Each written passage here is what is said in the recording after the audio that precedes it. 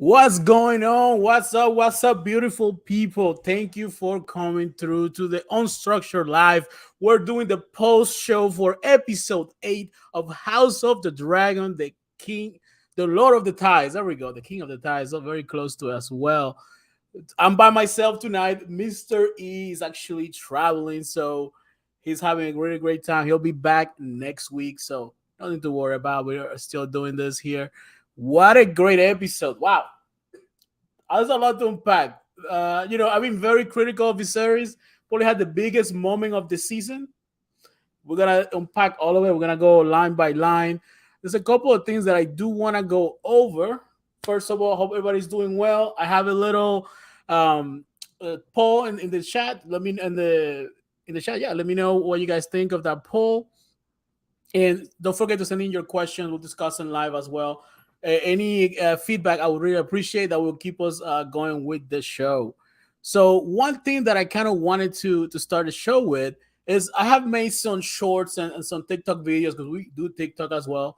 And one of the things that caught my eye this whole week was this episode in particular was getting a lot of praise already in regards to how the critics have been receiving this episode.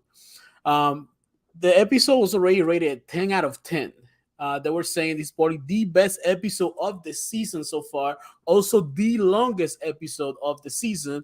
I didn't feel it was as long. I think there was like 2 episodes ago it was a little bit longer, in my opinion. I had to look at the minutes, but it didn't feel as long as they were claiming to be. But man, the praise that were given to this episode, the praise that was being given to the actor playing Aemon Targaryen. Aemon did he I expected him to have more lines, but he had a couple of spots where he shined with the best in Kristen Cole in little sword duel, and at the end when he really sparked things up in that dinner, where everything was going almost perfect. So we already know that Aemon, he looks like a maniac, he looks like a crazy guy, so he's demonstrating that he's gonna be like that new the new villain of the show, in my opinion. He's gonna be the guy stirring the pot and being like that the executioner for his brothers and his mother. He's definitely gonna be the one that's gonna be taking up the sword for the family. So to start out with things here, let me have another image here I wanted to share. Let's see here. And what do you guys think of the episode? Do you guys what do you guys think of how Viserys performed in this episode? Because as my complaints been with Viserys that he's been the weakest king, in this episode that he's being physically the weakest, he showed the greatest strength I seen all of the show. So that was a very interesting thing. So the episode revolved around who was going to be the Lord of the Tides and who's going to be inheriting Driftmark in place of Corlys Velaryon, because Corlys Velaryon, I guess, is being impaled due to an attack that he suffered in that war in the Stepstones that started. So we've opened up the show with Driftmark, where we learned that Corlys may be in his deathbed. Although they didn't show us Corlys, I think Corlys is doing okay. I think Corlys is fine. So I'm not to worry about Corlys in regards to what's going on with him. I think we'll see in the next episodes, the next 2 episodes, be back to full strength. If not, he would have perished in this particular episode.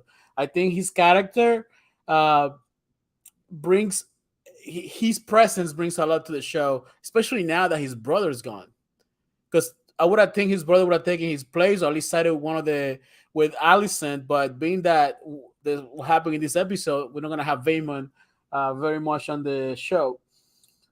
So we see that Vaemon approaches Rhaenys. Rhaenys is sitting down in the throne of Driftmark and lets her know, listen, I want to inherit Driftmark because I am a true Velaryon and your grandkids are not. They're obviously bastards from the Harrowing Strong. I am true Velaryon. I have real Velaryon blood. So I need to be the one that sits on that throne so our family's legacy can continue. We know that he states that Corlys doesn't care about that. He cares about names. He wants his blood, his family to really sit there. And to be honest, in a way, we all can see that the Lucerys and Jacaerys are not true Valarians. He's somewhat justified in my eyes that he wants his family to continue and to continue holding Driftmark. And although he does it in a very evil and shady way because he wants to go straight to the queen, I think he could have done things a little bit better and still respect that his brother hasn't passed. I think he's being greedy. He's been wanting that opportunity to surpass his brother and become the head of House Velaryon. But Rhaenys wasn't just gonna take it. Rhaenys went ahead and pushed back and let him know, no.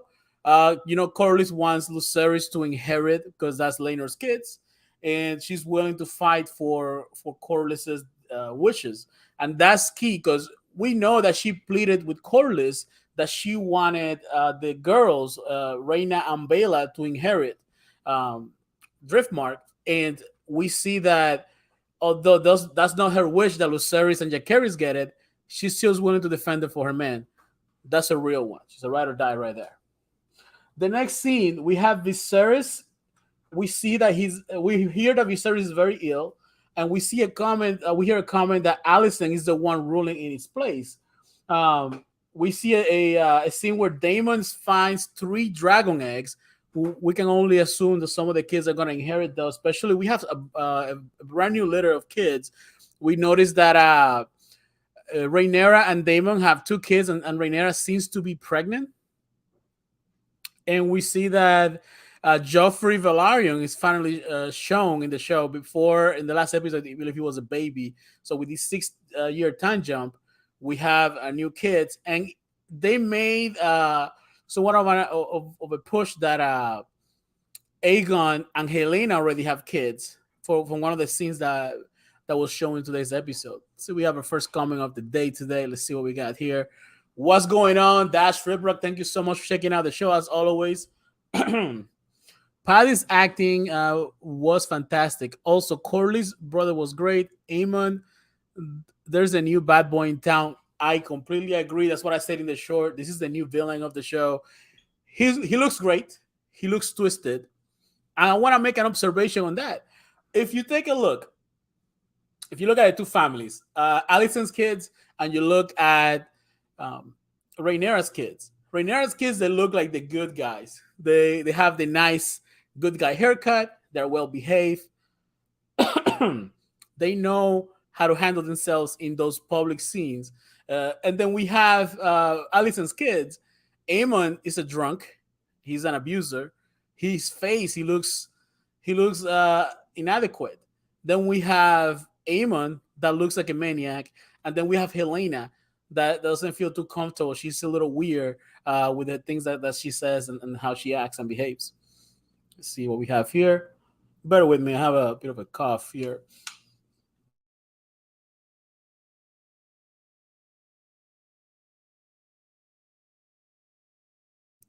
This is why it's great to have a co-host because Missouri could definitely pick that one up. Oh, we have Aemon is giving Daemon energy. Yes, I 100% agree with you on that. He's like the new Daemon. And we have that face off towards the end of the episode where Daemon steps in between and Jacaerys and Aemon, because Daemon recognizes this guy is a seasoned fighter. He will whoop Jacaerys. So yes, he's like the new Daemon, but I think this guy is 100% evil. He's 100% a high tower. He's going for to bat for his family, and he was willing to eliminate some of the the Velaryon in that scene. We see that we have a scene where Jace is struggling to learn all Valyrian. You see that he's dedicating himself to be a someone that's worthy of the title of king one day, and the title of prince, if his mom was to inherit the kingdom. And then Daemon and Rhaenyra are talking about what Alicent is doing. They talk about that she's the one really ruling, sitting on the throne, making decisions, most likely without Viserys's having any idea that this is going on, because Viserys is pretty much bedridden. See what we have here. Daemon might not. Plant-based minister, how are you doing today? And Just Herberg, how are you doing as well? Forgot to say hello to you. They might have to put the pause on him. They might, but you see how he handled, how Amon handled Kristen Cole. And if we think back to, I believe, episode 1 or 2, Kristen Cole handled Damon. So if we go based on that, we can assume that Amon is a better fighter than Damon, and he's also younger. So I think Damon may have some trouble trying to handle his own nephew if that was the case. A little bit of music, background music is so quiet. And from that point on, Damon and Rhaenyra end up going to King's Landing to visit the king because they already know of the rumors that Damon is trying to fight for the rights of who's gonna be Lord of the Tides, and she is not about to have her sons or her son lose the ruling of being who's gonna rule Driftmark for sure. Let's see here. I had a just so we can keep names straight because I forget the names sometime. This is the updated list of names of the characters, just in case you're having such a bit of a hard time. I have a hard time with Bale and Reina, putting them apart. That's the two that I have to memorize. But we have Aegon the Second, Aemon, Helena, Jacaerys, Lucerys, Bela, Reina, and Joffrey. Joffrey, we only got a small glimpse of him in this particular episode. Let's see what we have here. What's going on, Sharper Coder Blog? Thank you so much for checking us out. As always, we definitely appreciate you being here. From the next scene, we go to Allison running a council meeting, and they are discussing who is to inherit Driftmark. Because for her, this is an opportunity for her and her family. It's an opportunity for them to have a new ally an ally that runs the strongest navy. And they're discussing who should be heir since Corlys never officially, well, we already know that what his desires were, assigns Lucerys as the rightful heir, and because of the question of the parenthood of Lucerys and Jacaerys, they want to side with Baemon to put him as the heir of Driftmark, but I don't think Rhaenyra is gonna go along with all those plans. Um, we finally get a look at Viserys. Man, I had so much criticism for Viserys throughout the whole season. This man looks like a corpse, and he keeps surviving. From episode 1 to episode 8, he looks like the Crypt Keeper. This guy is like a zombie walking. He has holes in his eyes, in his face, in his back, everywhere.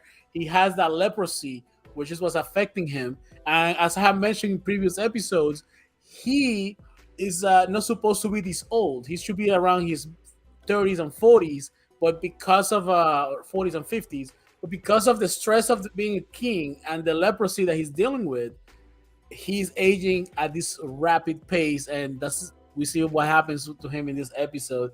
Man, I gotta give it to him. He went out like a true Targaryen. He definitely showed that why he was his king. Finally in the show. So Rhaenyra talks to her father. Let's down to inform him what's going on in regards to what's going on with the inheritance of Lucerys and what Alicent and Vaemon may be planning. From there, we see that we have a scene that's telling of the character of Aegon II. We have Alicent speaking with a servant girl that I guess takes care of the kids of Helena and Aegon, and the girl's crying. She's distraught, and what we let me see here, aging like milk. Like he's aging like already spoiled milk. This guy has he looks terrible. He's just not even sure how he's moving. That's why it was so impressive when he got up and walked on his own 2 feet, and that did him in. That he used every single bit of energy he had on that particular move. So we see that this girl's crying. Allison is just being nice, trying to comfort the girl. And the girl tells her a story that when she entered the chambers of Aegon, Aegon went ahead and took advantage of the girl.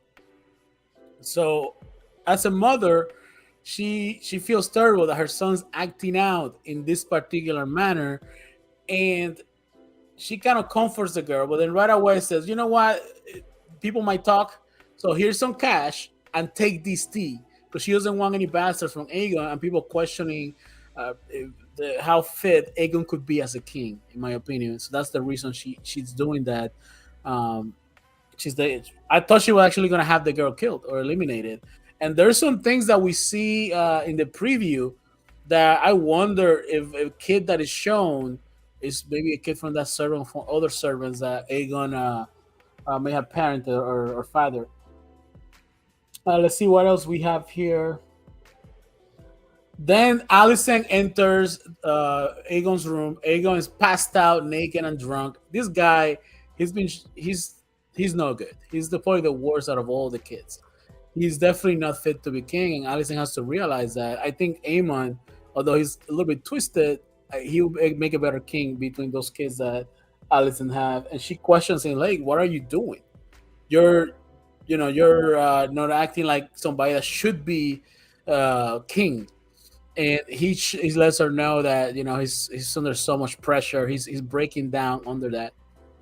Let's see. Plant-based ministry is saying instead of Alicent punishing Aegon, she's trying to ensure his spot on the throne. She's pure garbage. She's one of those mothers that supports everything the kids does, but she's starting to kind of see the light in a way because she said, "You're not son of mine." She slaps him. She's trying to wake up some sense into him, but she's also realizing that I guess because of the lineage, she's the only one that can inherit the throne, especially for the move that they're planning. What was the last thing the king said at the end of the episode? I couldn't make it out. I actually couldn't make it out either. I was making a note. I know he said something, "my love." I think was the last thing he said. But he was trying to. I know he was trying to explain the prophecy of the Song of Ice and Fire to Alicent in bits and pieces, and the pieces that he chose to say are Aegon. Uh, unites the king. You're the one to do it, and she's taking that as marching orders to go ahead and put her son as king. After everything was almost gonna come full circle, everything was gonna be fine in this particular in this kingdom. And then at the end of that scene, that the Alicent is yelling at Aegon, Helena walks in, asking, "Where's the servant girl? She's supposed to take care of the kids." This is letting us know that I guess there may be more than one kid that Aegon and Helena already have. This Targaryen thing about marrying their family together is gotta be weird as heck. I know they want to keep the family pure, but you gotta marry your sister, you gotta marry your uncle. Like everybody's just marrying each other cousins. It's just definitely. I wonder why George R. R. Martin chooses to write this matter. It's just a little weird. Let's see. For page 2, we finally have a confrontation where Damon Rhaenyra is speaking to Alicent about, hey, why are you making all these decisions without Viserys' consent? As if you are the actual ruler here. If Viserys is still in charge, is not dead. Why are you doing? There are two Aegons now. Yes, so we have Aegon the second, which is the one you see here, and then the new baby that we saw that when he was introduced to Viserys, that is Aegon the third. So we have Aegon the second, Aegon the third. I guess they ran out of names. They can only use so many names for whatever reason. The king thought that he was talking to Rhaenyra, and he was talking about the dream, the original Aegon. Yes, that's correct. He was trying to explain the Song of Ice and Fire, the prophecy of the king that's gonna unite uh, the kingdom and the world and is gonna save everybody. And the way he said it, bits and pieces, thinking that it's actually Rhaenyra in his bedchambers. It was Alicent, and she just took that as marching orders. So there we have it. We're gonna have this is what's gonna spark this civil war in the Targaryen family. The producer explained this in the after episode recap. I didn't get a chance to really watch it just because I'm writing notes as I'm watching the episode, and by the time I finished writing, I was had to start the stream, so I never really get to catch it all, but I'm gonna watch it after. Probably make a short or some kind of video about it. So here, she heard what she wanted to hear. She did. She's already predisposed. Let's think about this. She's already predisposed to. Allison's already predisposed to hear to protect her family. So she's gonna look for any little thing that's gonna let her know that it is okay for her to act the way she's been acting and justify the actions that she's taken. We even see it in her face. We go from, if you think about episode one, when we have younger Allison, she's young, smiling, full of life. When we see the older Allison, she's dark, always moody, always making faces. She's serious. She's like life is being taken out of her, and she's only thinks about duty and protecting her family and her fate. She is that lady you do not want as your customer, essentially, because if the food is slightly cold, it's going back, and she's just gonna give you a hard time. That's basically who Allison is in this show. She's a very dark character, and I have a I feel bad for her because she's trying to she's a Karen. Let's see here. She's a Karen. I'm not gonna go as far as calling her Karen, but you said it, I didn't. But yeah, uh, that's what it is. So I feel bad for her because meeting the younger Allison, seeing that she was trying to be good with everyone, and then seeing how what she's becoming is because of duty. She's trying to do what she thinks is best, what her father's instructed her to do. I feel she's cutting in a place where she never wanted to be, and I think today at dinner when we saw how she kind of I think she had a change of heart when Rhaenyra made that toast, and she tried to embrace Rhaenyra, and everything just went out the window when she heard the words, "You're the one to do it." She's like, "All right, marching orders. Let's light this whole place up for real." Let's see here. They should have titled this episode "Nobody Wins When the Family Feuds." That's true. I mean, especially in this show, this family, like just that tension at that last scene in the dinner, you could cut it with a knife. Everybody looking at each other, and when we finally got like that small little bit of relief that everyone is gonna get along, everybody's gonna be happy, honky dory. Amon had to ruin it, and let's face it, if everybody just happy in this show, it's just not gonna make for a great show as it's been so far. So yeah, nobody wins in this family in this family feud. They're gonna end up decimating each other. That's basically what's gonna happen here. All right, so where were we here? Sorry. Oh yeah, so finally get a chance to see in the courtyard we have Jacaerys and Lucerys. They're walking around, remembering when they were kids in those areas when they used to train, and we see Aemond fighting Kristen Cole as a training, and we see how he vests really quickly Kristen Cole, telling us how good of a warrior Aemond has become. Aemond, he looks impressive. He looks menacing. He looks evil. I think this is he's gonna be the character of this show. One character that we're always gonna remember. Um, I would call him, maybe he's the Jamie Lannister of this show. Is that, you guys think that's a fair assumption that being that he has really great skills with the sword, but he's just more twisted because Jamie always had that thing when sometimes he was really evil, but then they humanized him to us, and you kind of sided with him sometimes. He was conflicted. He had some good parts, some bad parts. I think Amon just had all bad with that, especially with that eye patch, just like a total pirate for sure. And let's see here. We then get a scene where we see Rhaena, Rhaenys, and Rhaenyra and Rhaenys speak. Rhaenyra trying to convince Rhaenys to back her claim up, and even offers to marry Baela and Rhaena to Lucerys and Jacaerys, which is a smart move in her part because she definitely needs to have the Velaryon on her side. Since she already lost Laenor, she'll set him free. She needs to ensure that the Velaryon stay on her side, and ensuring that her son is the Lord of the Tides is a great way to do it. It's kind of messed up because we all know that this kid's not is not a true Velaryon, and I had to feel bad for Bane. I have to say this. I know some people were upset that the Valarians are black, and some other people. I think it was a great idea, and I think it's not just a great idea. I think it's brilliant because of this issue with the parenting of those kids. It is such a contrast. It allows for other characters in the show to boldly claim that these kids are bastards, uh, because the kids doesn't resemble anything what the Valarians look. If they think the Valarians were being just white and blonde hair, you could kind of make an argument. But being that they are dark skinned, they have white hair, and these kids are dark hair, white, and do not look anything at all like a Valarian, allows for the other characters to call him out on the on what Rhaenyra is trying to pass as legitimate children. Let's see what else we have here. Rhaenyra meets with Viserys to discuss the who should be the heir of Driftmark.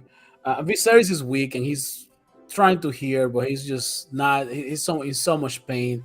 It's sad to see him in that manner. You're the one to do it. What did that mean? So what he meant by that is that he was talking to Rhaenyra, and as he had talked to her in episode 3, I believe, he has said that out of her bloodline, a prince that will unite and save everyone was gonna be born. And he thinks he's talking to Rhaenyra. Says, Rhaenyra, you're the one to do it, to start this process to unite everyone so everybody's protected. And instead of talking to Rhaenyra, he was actually talking to Alicent. So that's what he meant. He's like, you're the one to do it. You're the one to unite the realm or to keep the realm together for what's coming. That's what he meant by that. Yes, Bayman was wilding out. Like what Bayman was doing okay. He was pleading his case. And this guy stands to the as soon as he just gives the king some pushback, this guy is dead in this episode. I was thinking he was gonna like be resentful and he was gonna side with Allison and trying to kind of cool the Valarians. No, this guy went all out, calls those kids bastards, calls Rhaenyra the W word, and it's just he went all out, and the way he went out, it was swift, it was brutal. He didn't even cut the head from the neck. He just cut half of the head, leave the tongue out, and the Damon says you can have the tongue. That was pretty crazy. It was an intense moment in the show.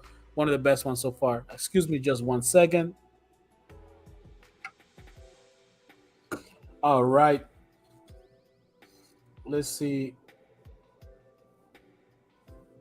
And then we have a scene where Viserys is getting cleaned up and he's getting cured and all of that. And we see that he tells Otto, "Hey, set up supper." And in a funny moment, Otto goes, "Sir, it is morning."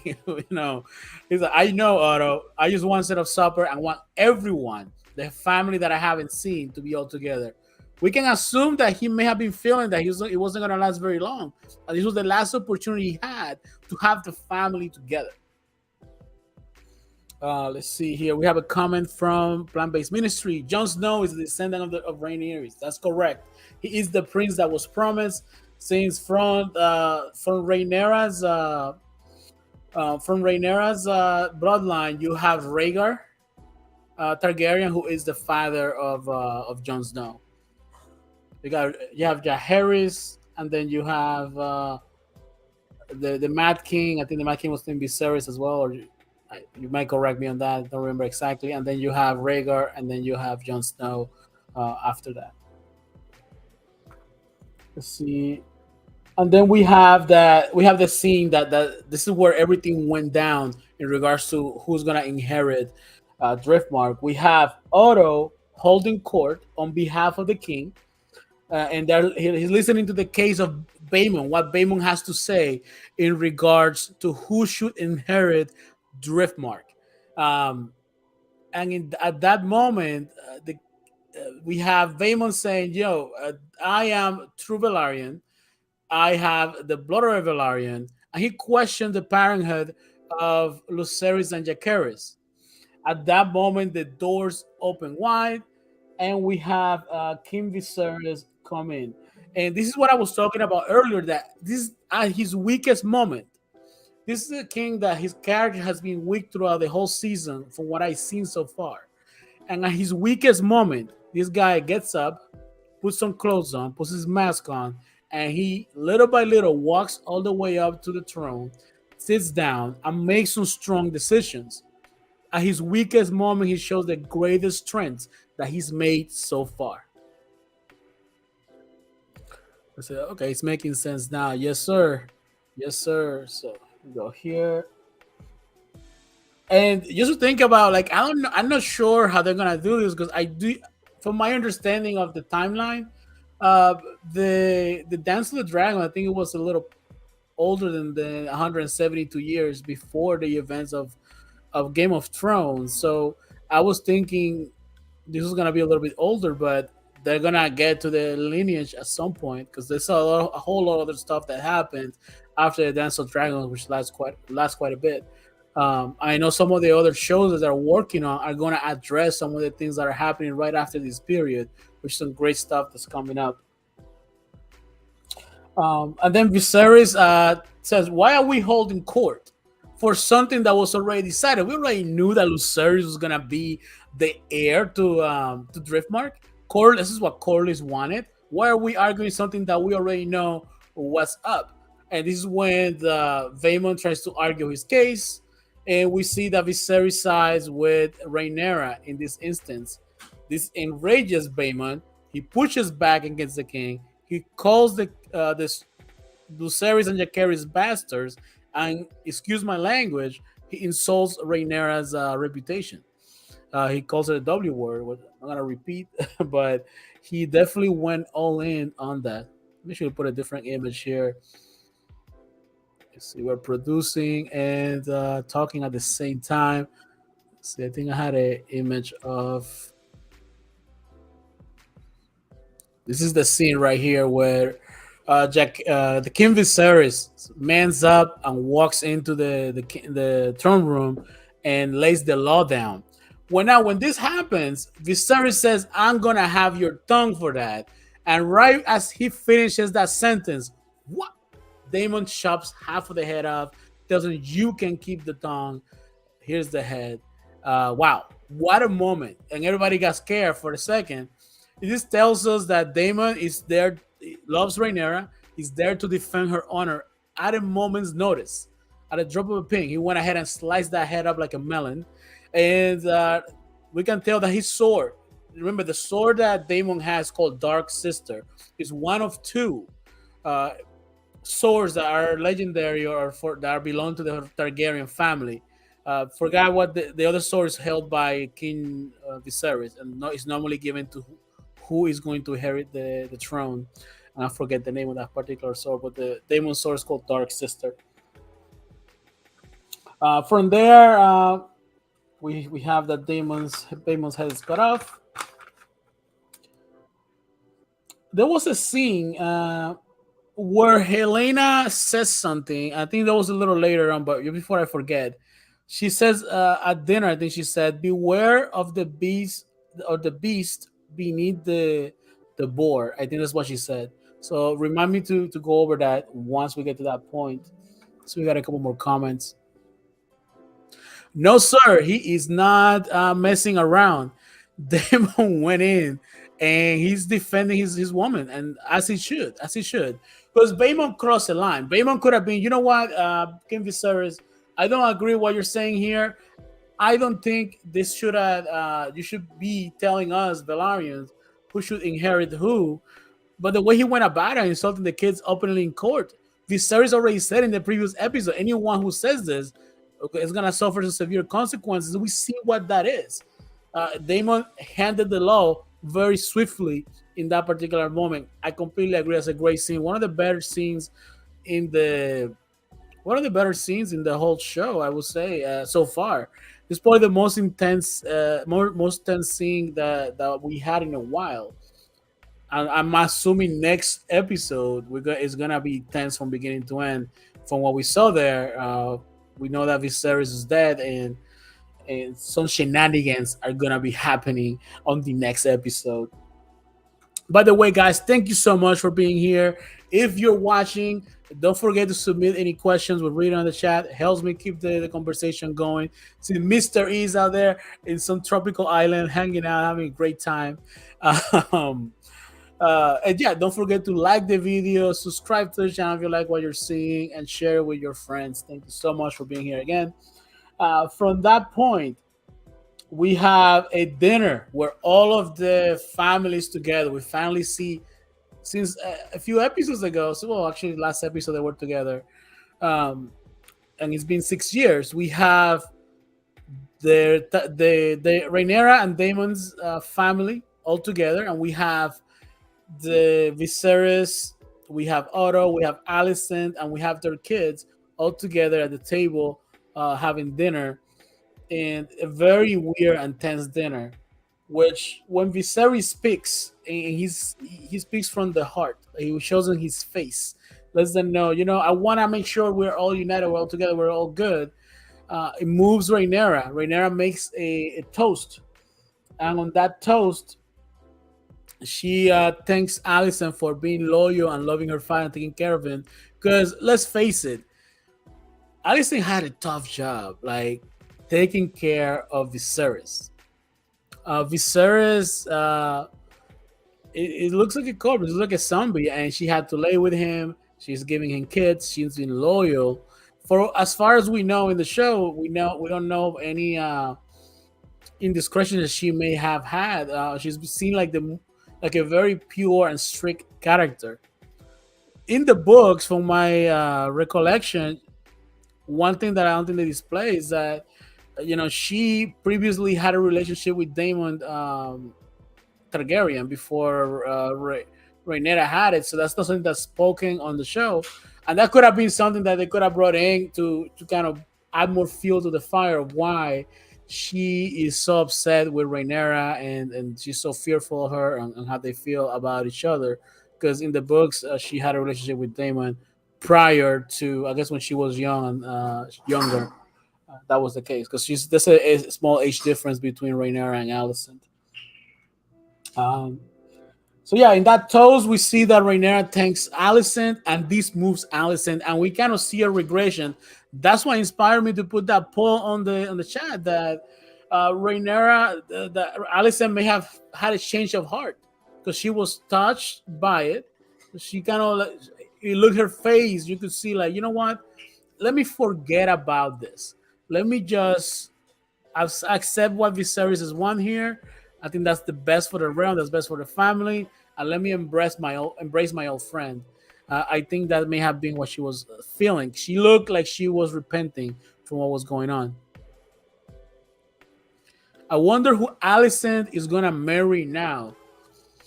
I can tell you this: as somewhere in that castle, we have a Larry Strong that's going like this.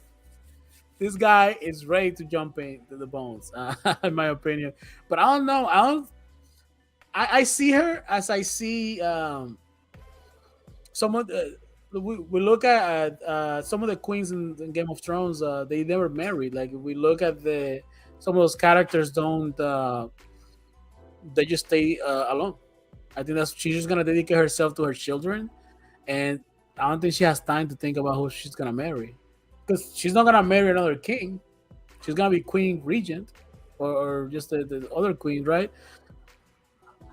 Alicent is confused. She was confused at that particular moment. You could see that she was ready to give all that up in order to make peace. I think the words of Viserys and the words of Rhaenyra moved her genuinely, and I think if Viserys hadn't made a mistake in his deathbed, we would have had peace in this kingdom. We also see that in that dinner, again, Aegon acting a fool. This man goes to the one that I believe is Bela, and let me actually pull up that picture just so I need to remember her names, because that's terrible that I can't remember her name. And this is something that I suffer from the original Game of Thrones, which I had to watch the episodes multiple times to remember who is who. Um, he went up to Reina, if I'm not mistaken, at that particular moment to tell her you're gonna marry this guy, which he meant just Jacaris. You know, if you wanna be satisfied, let me know. I'll show you something. Extremely inappropriate, extremely disrespectful, to the point that Jacaris had to get up and kind of man up for a minute. I cannot remember the names in this series either. Yes, and the names are gonna repeat. And the names are gonna be very similar. That's why I kind of posted this here. I saw it on Twitter, and I think this helps. I think the easiest character to remember is gonna be Amon. It's the one guy with the eye patch. And I would say Helena. She's the only female in Viserys' side. But then we have Aegon the second. If you just go by name, you have also an Aegon the third now. So that's confusing. Then you have Aegon the Conqueror from the prophecy, where all these issues are spanning from.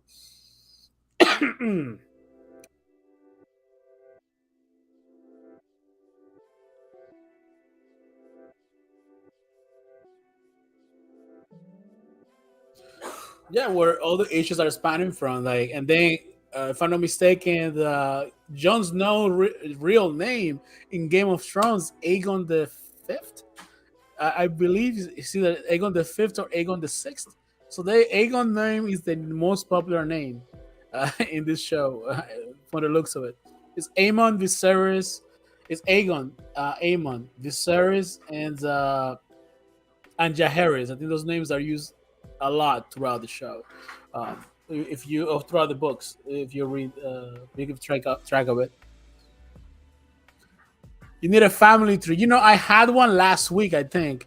A very small one, but yeah.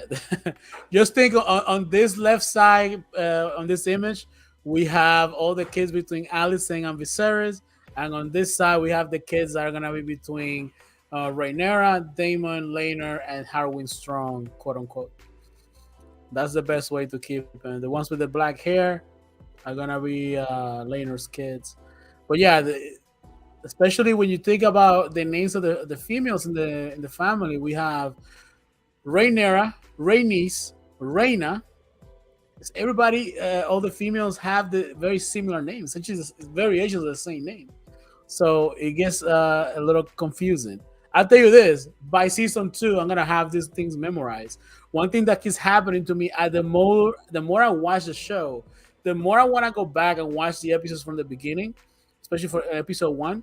I'm even inspired to rewatch Game of Thrones, which I wanted to say to you guys. You guys want to do? I would love to be able to review the first couple of seasons of Game of Thrones. If you guys are down, we'll do a live stream and just talk about openly. There's no spoilers, but we already seen it. I kind of want to go back and watch it. I gotta see Mr. Reese down for the challenge. I think that would be pretty cool to do. We can do like a secondary stream. We're gonna have other streams that are gonna be popping up as we get more organized with our schedules.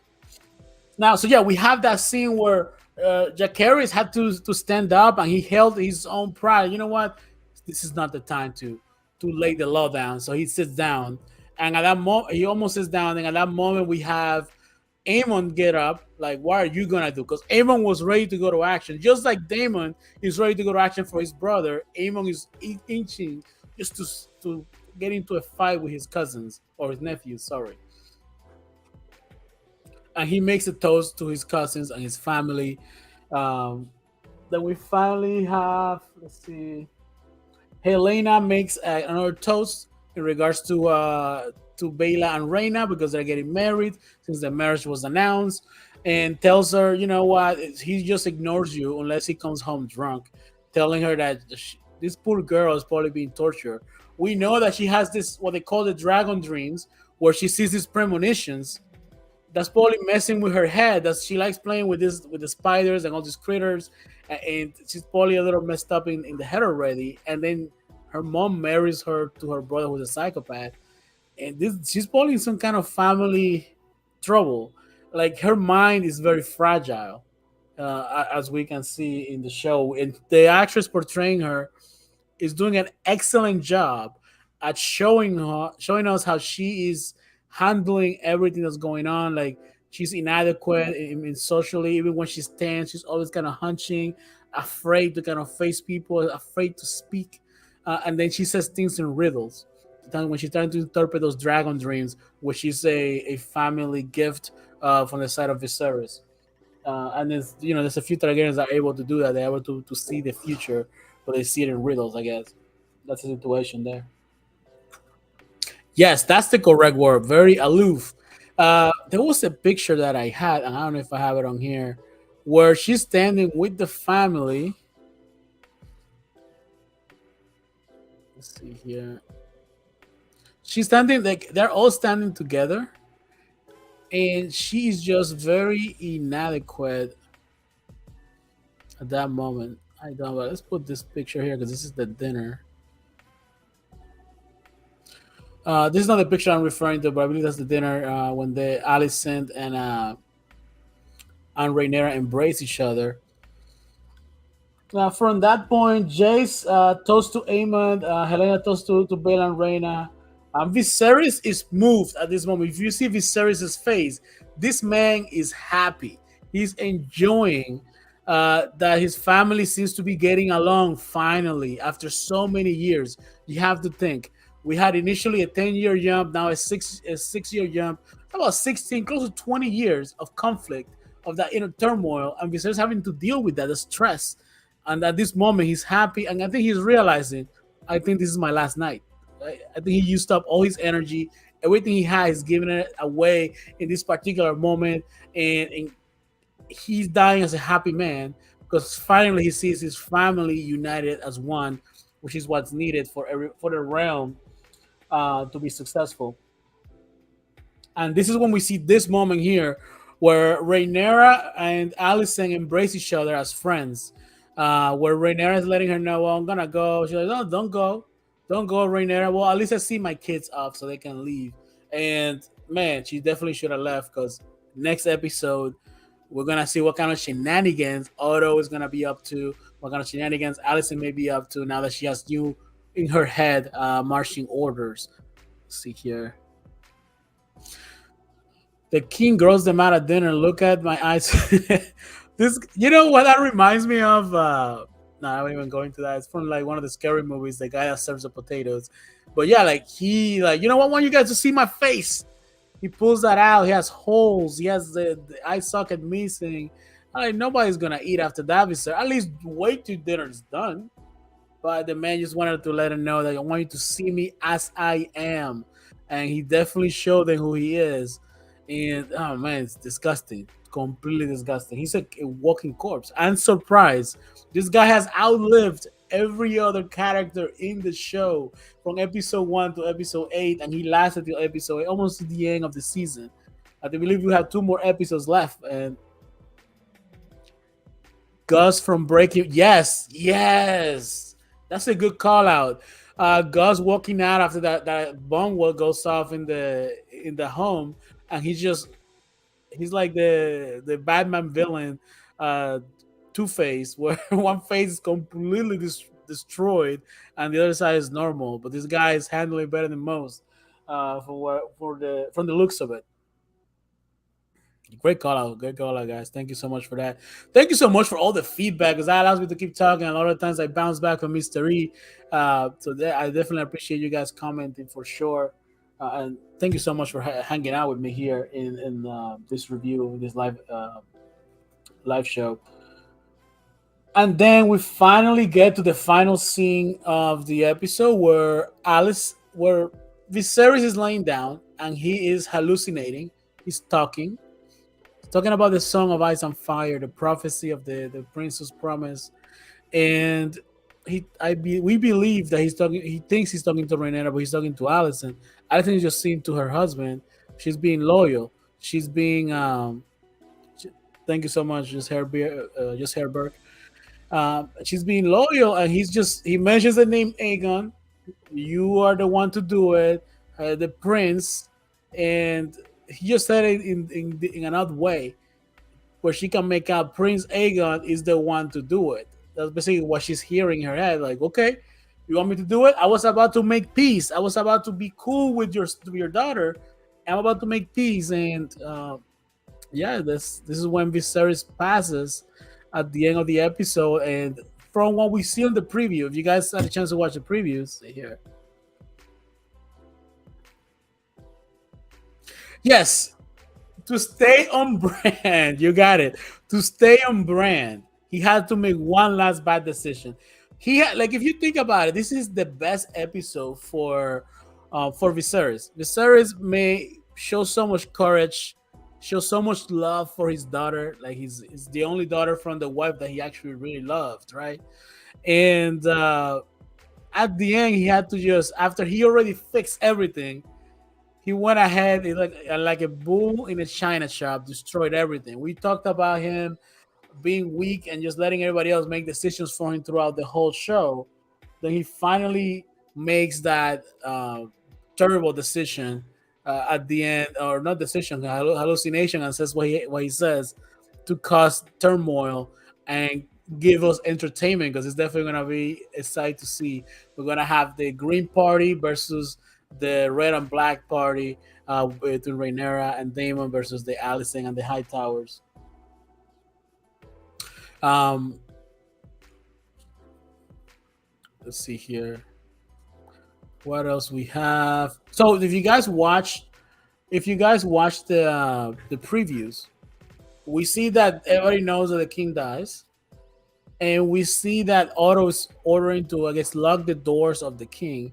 I have a feeling he's trying to hide the fact the king is dead, giving them some more time to pull some kind of shenanigans. And then we see that child that looks Targaryen, and he's in some kind of barnyard. He's either one of Rhaenyra's kids, or he's a kid that Aegon the Second may have father with a servant girl, because there's something going on there. I will have to analyze that trailer a little more, maybe make a little video during the week about it. But that's basically what happened in there. Overall, I think it was. I think from the beginning of the episode, I think we knew what was going to happen here. I've been talking about Viserys dying since episode one, and in this episode, the mood was set. You have the family together. You have a small conflict, or a conflict that gets resolved by Viserys himself. A moment of glory, final moment of glory for him. The family is finally united. He has that dinner. He has that great time that he's been yearning for nearly 20 years. And at the end of those 20 of that, he passes and messes everything up, as we talked about. Um, man, the episode, I think it was a good episode. I don't know if I'm a little bit jaded because the critics gave this episode so much hype. I don't think this was the best episode of the season. Do you guys agree this is the best episode of the season, or is this just a good episode overall, but not the best one we've seen so far? I think 2 episodes ago was like the best episode from the season, in my opinion. Let me know what you guys think. If this is the best one, as the critics said, they also said that Aemon steals the scene of the show in this episode. I think he did great, just by his mannerisms and the way he moves and the way the few lines that he had. But I think he stole the show. I think Viserys stole the show in this episode. He was the centerpiece of it. Yeah, I agree with you. It wasn't like I came in so hyped. I'm like, man, this is the best episode of the season. Come on, let's go. Let's do this. Talking about Aemon, one thing that I wanted to mention, one thing that makes this show really great is these actors on how they're portraying each character. Think about Daemon Targaryen. A lot of the stuff that makes us curious or makes us excited about Daemon is not so much what he says, because he doesn't really speak much, but it's the way he looks, the way he moves, the silence in between his actions, what happens in between actions with him. Just expression is what really sets them apart from some of the other shows out there. Same thing with Aemon. Aemon didn't have much, but you see him at that table, the way he was looking, the way he was positioning his mouth. You already know this guy is oozing evil. He's twisted. Helena hunching, acting aloof. You already know she's a very distinct character because of that. Um, in Allison, being so dark and moody and sad, depressed, maybe she may be going to some depression. Viserys being so indecisive, Otto being so proud of himself, so full of himself. Yeah, I 100% agree with you. This is Viserys' best episode. At his weakest moment, he stole the show, opposed to what the critics were saying. Yes, I agree with you. Not the best episode, no dragons. I'm glad you mentioned about dragons. I've been meaning to make a video about the dragon riders. Let me just share a little picture here or some of the stuff I found just to put together. Glad you brought that up. So I had it right here. Let's see. This would be a great way. I think I'm gonna make it a short.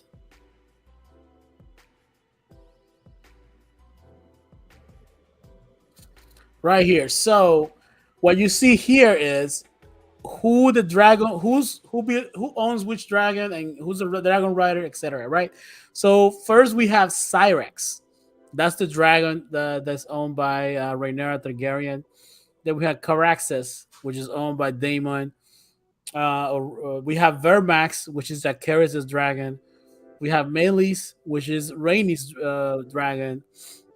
Then we have one that we didn't get to see on the show, which is Valerian. Valerian, quick note, was the dragon that came with Aegon the Conqueror. It was believed that was the biggest dragon. It was the last dragon that was born in all Valyria in the show, and it was the oldest dragon as well. And Viserys was the rider of this dragon. We don't get to see him on the show because the dragon was too old and disappeared, and we assume that he died. So, so that is Valerian. Then we have Dreamfire, which is written by Helena Targaryen. I'm impressed at Helena, how aloof she is, that she's a dragon rider. I cannot picture her getting on a dragon and being that strong will to handle a dragon.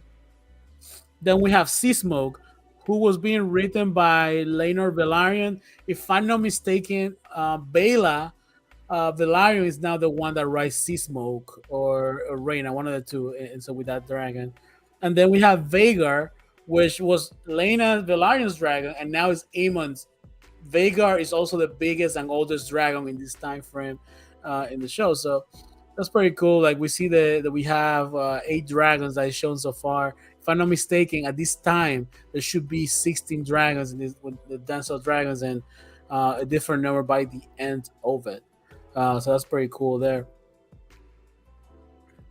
Let's see here. When Rhaenyra's sons laugh at Aemon's his nap, yeah, he probably feels insecure, and I'm pretty sure that as cool as Aemon was with losing the eye for Vhagar in the last episode, he's also he's holding some kind of grudge against that family because he lost his eye because of them. So I cannot, I can imagine he's gonna look for some retribution. Look, he's inching for something to happen, some kind of conflict to go down. See here. Let me look at the results of the poll. So bear with me here. Let me close this part out.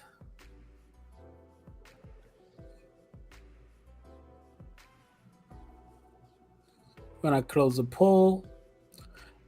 I mean, I'm assuming because everybody hates Allison. I'm assuming everybody's gonna vote no. Well, let's see what was the results. We have no wanted, right? 66%. And then we have 33% voted yes, that she was genuine. I'm gonna side that she was genuine with it until until all Viserys messes up and makes that mistake and misspeak. Sorry about that. So at this point, I'm gonna give my rating for the episode. What I thought about it. Again, I came in very hype. Maybe my expectation of the episode was very high through the roof.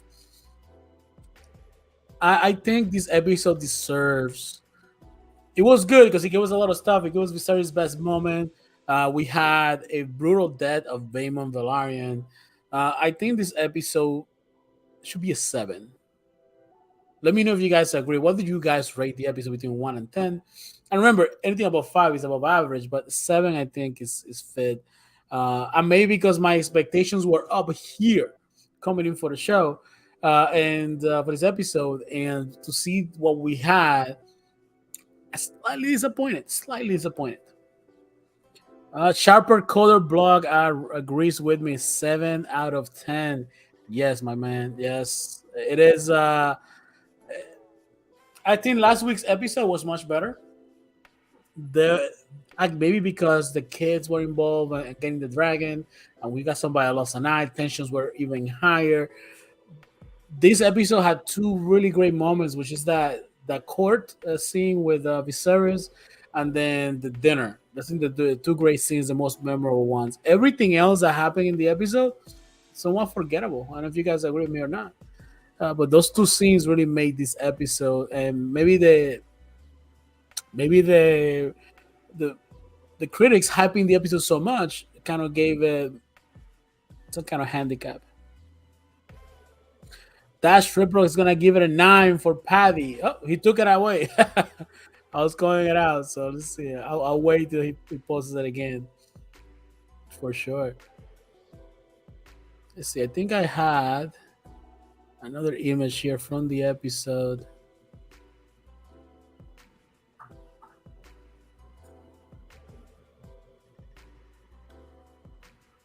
Maybe not.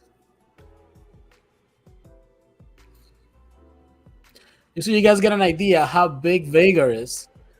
This is Aemon, and right there you have Vhagar.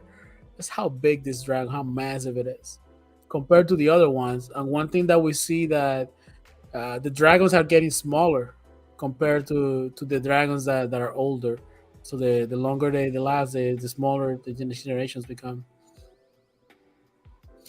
The best part of the episode was Viserys dying. Even I don't feel that way. I think Viserys, as much of a pest that he's being, like I didn't like him at all. This episode, he kind of like made me feel something for him. But hey, listen, I'll tell you this: his death is gonna make this show even more interesting because this conflict was about. It's like a cup was filling up with water, and it's filling up, and it's filling up, and Viserys's death is that drop that's gonna blow the water out of the cup, and it's gonna spill everywhere. We're gonna have blood. We're gonna have fights. We're gonna have tension, and we're gonna have a scenes reminiscent of that scene in the first episode of Game of Thrones with Lord Ned Stark was handled under the sword at the end of that season that left us, whoa, this show is not afraid to kill the characters. Plant based minutes is gonna give it an 8 out of 10. There we go. That's what's up. Let's see here. And then Dash is giving it a 9. There we go. So we got a 7, we have an 8, we have a 9.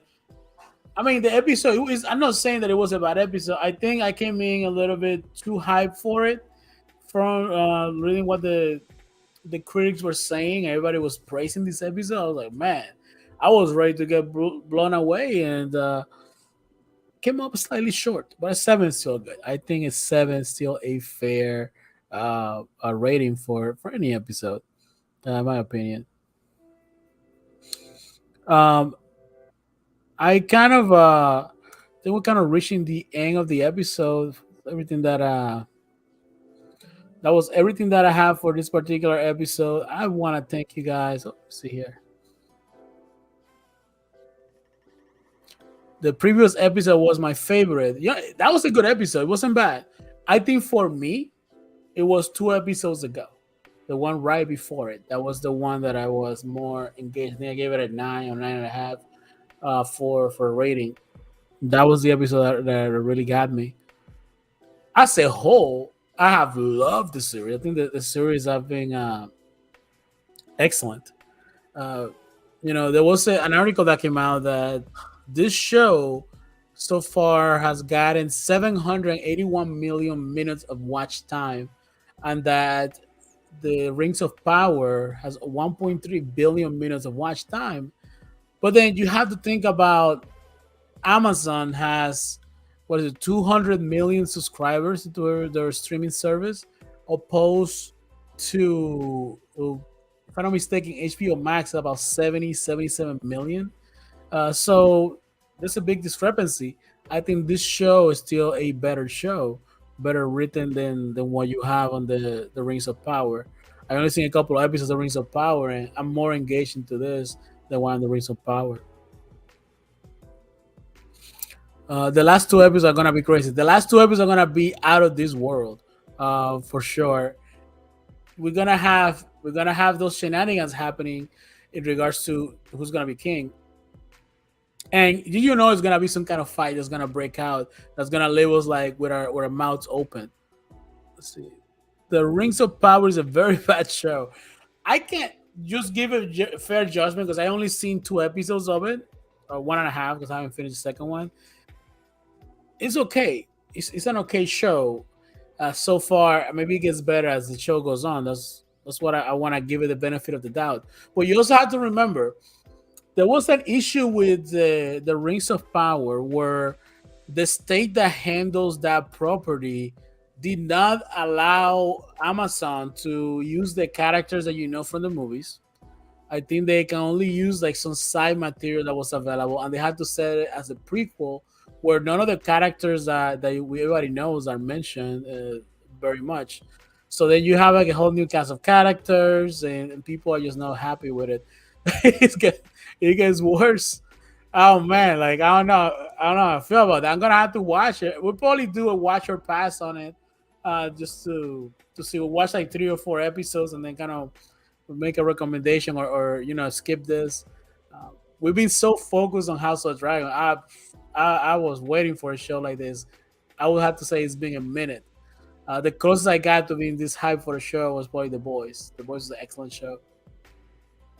But yeah, they to be fair with Amazon, they had to make chicken salad of chicken, you know, with what they were giving in regards to material. Because if they could have used like like maybe a sequel to the Lord of the Rings, or maybe able to retell the movies in a series in a different way, giving you more detail.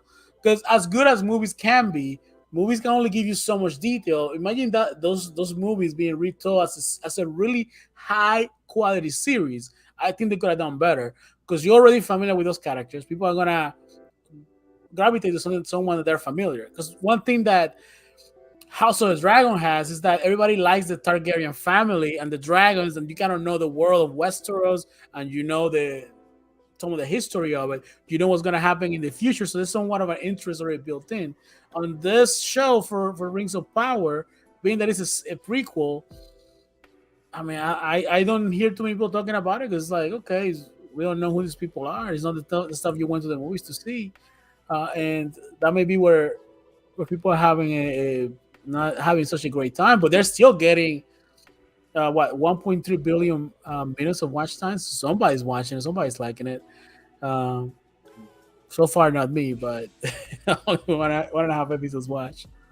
Um, so yeah, this is gonna thank you so much, guys, for hanging out with me today. Mystery will be back next week. This is a great episode. We're gonna have some more content during the week. Again, if you made it this far in the episode, go ahead and give it a like. Subscribe to the channel if you like what you see. Share this on your social media. Helps our channel grow. We definitely want to be doing some more stuff. And pretty soon we're gonna be picking out announcing the next show. We are trying to do a 1 year anniversary stream that should be coming up towards the end of this month. We're gonna have our man, the cowboy from And Now Your Mama Knows, come through. He's gonna be accepting a challenge that I made called the Lions Den Challenge in regards to HBO Max. He says he don't see too much value in it. I'm telling him HBO Max is probably my favorite streaming service, or the one with the best shows out there. That's just my opinion on that. So he's gonna be coming back with that. We're gonna have maybe do some giveaways. That was some fun stuff coming up. So we just gotta get our schedule straight so we have the stream so we can make the stream happen. But Again, I want to thank you guys again for showing us some love, and we appreciate you guys watching and being here. It makes we're just fans that love this show. We love talking about the shows that we love sharing with people that enjoy it as well. You guys are excellent. Uh, you guys have a great night, and this is Lion. And I don't have it. He always does the exit line. So this is Lion. We're on structure, and we'll see you guys on the next one. All right.